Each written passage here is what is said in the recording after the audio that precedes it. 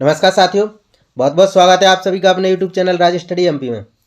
तो साथियों, जब से वर्ग 3 की मेरिट सूची जारी हुई है उसके बाद आप लोगों के लगातार कमेंट आ रहे हैं और कमेंट में जो सबसे ज़्यादा पूछे जाने वाले क्वेश्चन हैं वो देखते हैं। मेरिट सूची के बाद क्या करना है? तो आप लोगों के द्वारा ये क्वेश्चन पूछा जा रहा है कि मेरिट सूची के बाद क्या करना है और डॉक्यूमेंट अपलोड किस किस को करना है। तो डॉक्यूमेंट अपलोड किस किस को करना है ये सबसे ज़्यादा पूछा जाने वाला सवाल है। और कौन कौन से डॉक्यूमेंट अपलोड करने हैं, तो कौन कौन से डॉक्यूमेंट जो इसमें अपलोड करने हैं ये भी आप लोगों के द्वारा सवाल पूछा जा रहा है। तो इन सभी सवालों के जवाब वीडियो में जानेंगे, तो वीडियो में शुरू से लास्ट तक बने रहिए, पूरा इसके बिना स्किप किए पूरा वीडियो देखिए। और अगर आप चैनल पर नए हो तो चैनल को सब्सक्राइब कर लीजिए, क्योंकि भर्ती संबंधी जो भी अपडेट निकल के आती है सबसे पहले हमारे द्वारा आप तक पहुंचाने का प्रयास किया जाता है। तो चलिए देर न करते हुए वीडियो को शुरू करते हैं। तो साथियों देखते हैं, ये 15.2 में आप देख सकते हैं। चलिए मैं दिखा देता हूं आपको। तदुपरांत राज्य स्तर से एमपी ऑनलाइन के पोर्टल पर उपलब्ध रिक्तियों के आधार पर कट ऑफ तय कर मेरिट क्रम में दस्तावेज अपलोड करने हेतु विद्यार्थियों की सूची जारी की जाएगी। तो ये सूची कल शाम को 28 तारीख को ये जारी कर दी गई है। चलिए उसके पश्चात अब क्या करना है आगे देखते हैं, वीडियो में बने रहिए। ये 15.3 पे आप देख सकते हैं, दस्तावेज सत्यापन सूची में जिन अभ्यर्थियों के नाम प्रदर्शित किए जाएंगे उन्हें निर्धारित फीस जमा कर एमपी ऑनलाइन पोर्टल पर निर्धारित अवधि में अपने दस्तावेज अपलोड करने होंगे। तो जिन लोगों के भी नाम दस्तावेज सत्यापन सूची में दिए गए हैं, वो चाहे मेरिट सूची में दिए गए हों, चाहे बैकलॉग की मेरिट सूची में दिए गए हों या फ्रेश मेरिट सूची में, या फिर वेटिंग की सूची में जिनके नाम दिए गए हैं, उन सभी लोगों को अपने डॉक्यूमेंट अपलोड करने हैं। तो यदि आपका किसी भी सूची में नाम है तो आपको डॉक्यूमेंट अपलोड करने हैं। मेरिट सूची में जो वेटिंग सूची में भी आपका अगर नाम है तब भी आपको डॉक्यूमेंट अपलोड करने हैं। और डॉक्यूमेंट अपलोड करने की डेट तो आपको मैं पहले ही बता चुका हूं वीडियो में, 29 दिसंबर से 4 जनवरी तक आपको डॉक्यूमेंट अपलोड करने हैं। चलिए और आगे देखते हैं।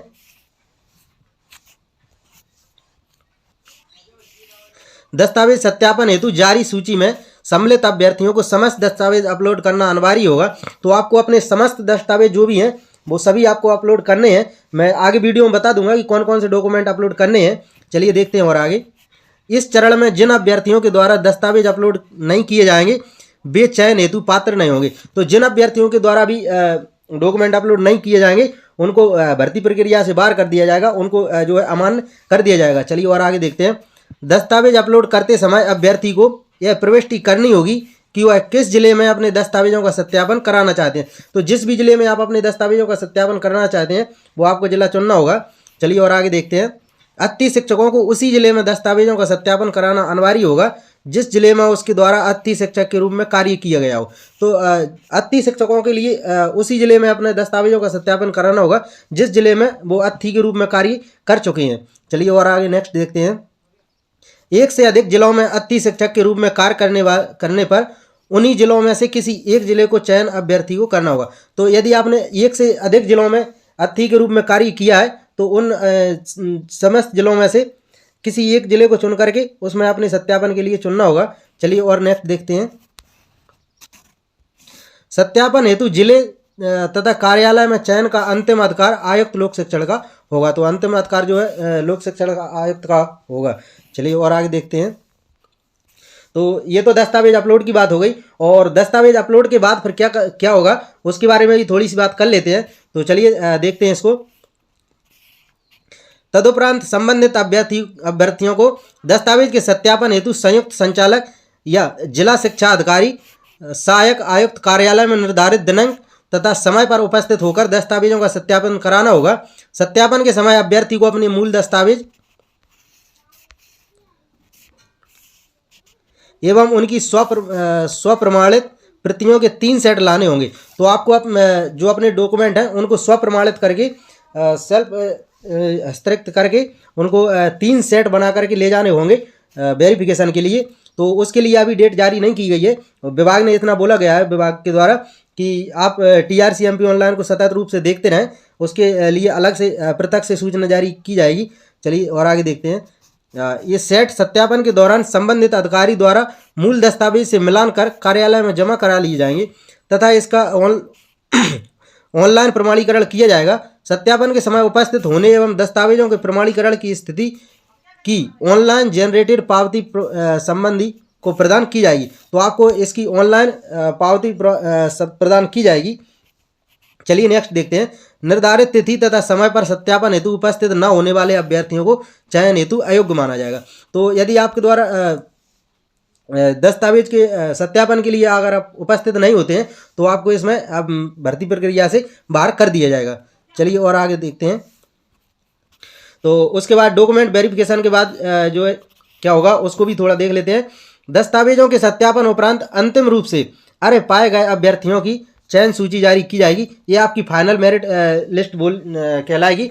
जो फाइनल मेरिट आएगी डॉक्यूमेंट वेरिफिकेशन के बाद, उसके बाद आपको शालाओं का चयन करने का विकल्प दिया जाएगा। तो चलिए थोड़ा सा शालाओं के विकल्प के बारे में जान लेते हैं। अंतिम चयन सूची में चयनित अभ्यर्थियों को पोर्टल पर दर्शाई गई रिक्तियों के आधार पर पद स्थापना हेतु विकल्प चॉइस फिलिंग करनी होगी। पद स्थापना हेतु रिक्त पदों की सूची में स्कूल शिक्षा विभाग एवं जनजातीय कार्य विभाग दोनों की शालाएं सम्मिलित होंगी। स्कूल के आगे TWD अथवा SED लिखा होगा। तो ये TWD जो होगा वो जनजातीय कार्य विभाग के स्कूल होंगे और SED जिसके आगे लिखा होगा वो आपके स्कूल शिक्षा विभाग के होंगे। चलिए और आगे जानते हैं। अभ्यर्थी दोनों विभागों की शालाओं अथवा किसी एक विभाग की शाला का चयन कर सकता है। तो आप दोनों विभागों की शालाओं का भी चयन कर सकते हैं और अगर आप चाहें तो एक विभाग की भी किसी भी एक विभाग की शालाओं का चयन भी कर सकते हैं। चलिए और नेक्स्ट देखते हैं। किंतु संबंधित विभाग की प्रवर्गवार रिक्तियों के आधार पर मेरिट क्रम में जो विद्यालय आवंटित होगा वह विद्यालय जिस विभाग का होगा उसे उसी विभाग द्वारा नियुक्ति दी जाएगी। तो रिक्तियों के आधार पर मेरिट क्रम में जो भी विद्यालय आपको आवंटित होगा वो विभाग की तरफ से आपको दे दिया जाएगा। चलिए और आगे देखते हैं। किसी भी स्थिति में विभाग परिवर्तन संभव नहीं है। तो किसी भी स्थिति में विभाग का परिवर्तन आप नहीं कर सकते हैं। जो भी विभाग आपको स्टार्टिंग से दिया जाएगा आपको उसी विभाग में हमेशा के लिए कार्य करना होगा। यदि आपको फॉर एग्जाम्पल के लिए जैसे जनजातीय कार्य विभाग मिल जाता है तो यदि आप फिर बाद में चाहते हैं कि आप बदल करके उसको स्कूल शिक्षा विभाग में आना चाहें तो उसके बाद फिर आप नहीं आ सकते हैं। चलिए और आगे देखते हैं। चॉइस फिलिंग के आधार पर अभ्यर्थी यह दावा नहीं कर सकेगा कि उसे विकल्प अनुसार ही पद स्थापना दी जाए। तो आप उसके लिए दावा नहीं कर सकते हैं कि आपने जो चॉइस फिलिंग में स्कूल को प्रधानता दी थी वही आपको मिल सके। ये मेरिट क्रम में विद्यालयों का आवंटन किया जाएगा। तो विभाग की तरफ से आपको जो भी विद्यालय आवंटित होगा वो दे दिया जाएगा।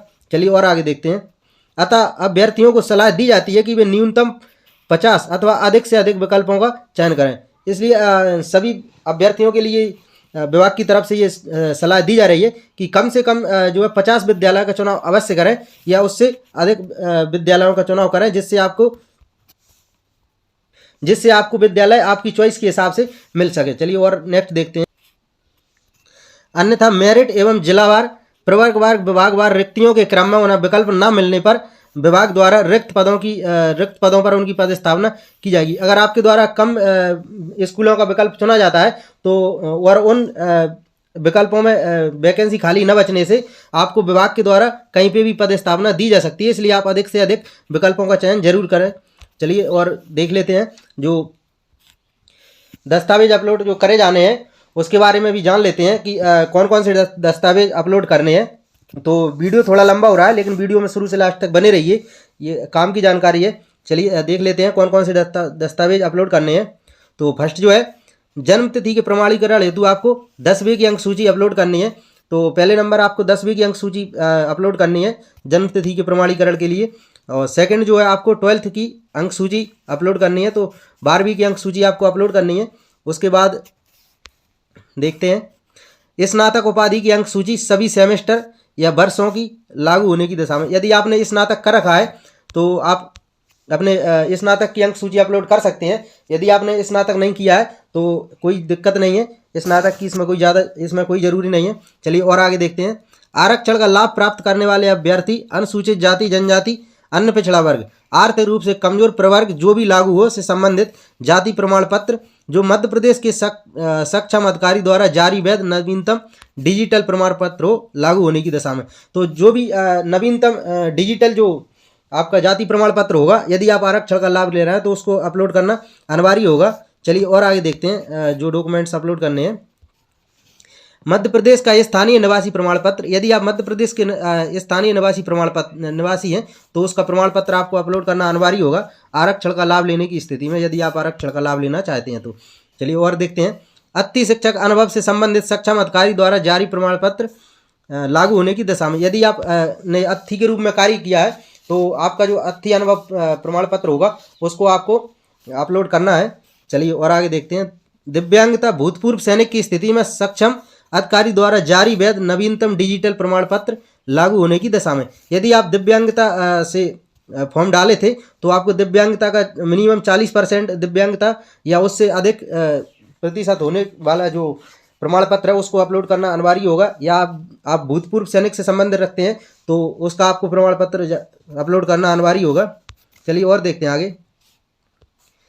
बीएड की अंक सूची सभी सेमेस्टर वर्षों की या डीएलएड की अंक सूची समस्त सेमेस्टर अथवा समस्त वर्षों की, तो आपने जो भी डीएड या बीएड जो भी किया है उसकी अंक सूची की आपको सभी सेमेस्टर या सभी वर्षों की अंक सूची अपलोड करनी है। चलिए और आगे देखते हैं। आयु छूट संबंधी प्रमाण पत्र सक्षम अधिकारी द्वारा यदि लागू होने की दशा में, यदि आप आयु संबंधी छूट का लाभ लेना चाहते हैं तो उसका प्रमाण पत्र आपको अपलोड करना होगा साथ में। चलिए और देखते हैं।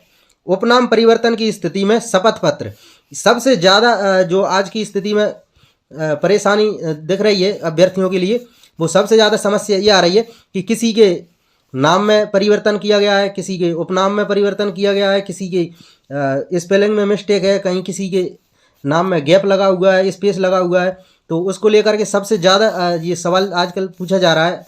तो ये सभी लगभग 50% अभ्यर्थियों के साथ ये प्रॉब्लम हो रही है। तो चलिए इसके बारे में जान लेते हैं।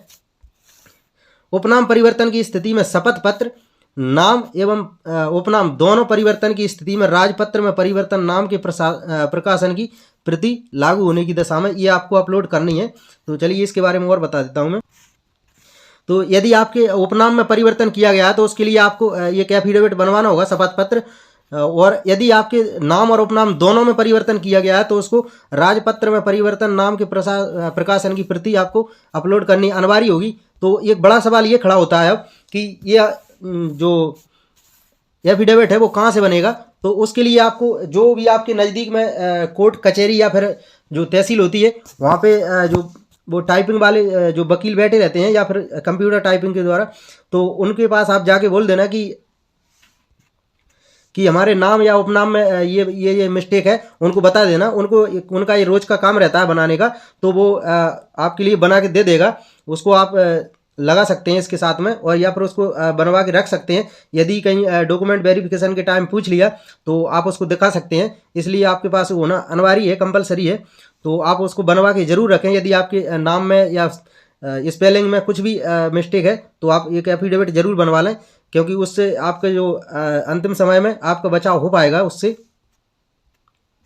तो साथियों ये वीडियो काफ़ी लंबा हो गया है। अगर वीडियो पसंद आया हो तो वीडियो को लाइक कर दें, सभी मित्रों के साथ शेयर कर दें, और इसी तरह की अपडेट पाने के लिए चैनल को सब्सक्राइब कर लीजिए, क्योंकि जो भी भर्ती संबंधी अपडेट होती है उसको सबसे पहले हमारे द्वारा आप तक पहुँचाने का प्रयास किया जाता है। तो चलिए बहुत जल्द मिलेंगे नेक्स्ट वीडियो में, तब तक के लिए बहुत बहुत धन्यवाद।